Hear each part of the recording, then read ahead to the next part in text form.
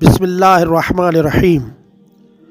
کیا کسی چیز کے نجس یا پاک ہونے کے بارے میں بچے کی بات پر اعتبار کیا جا سکتا ہے؟ اس سلسلے میں مرجع عالی قدر حضرت آیت اللہ العظماء سید علی حسینی سیستانی دامت ظلہ العالی فرماتے ہیں،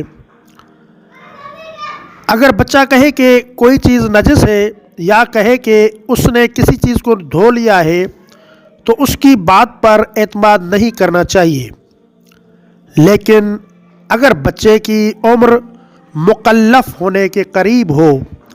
اور وہ کہے کہ اس نے ایک چیز پانی سے دھو لی ہے جبکہ وہ چیز اس کے استعمال میں ہو، یا بچے کا قول اعتماد کے قابل ہو، تو اس کی بات قبول کر لینی چاہیے، اور یہی حکم ہے جب کہ بچہ کہے کہ وہ چیز نجس ہے۔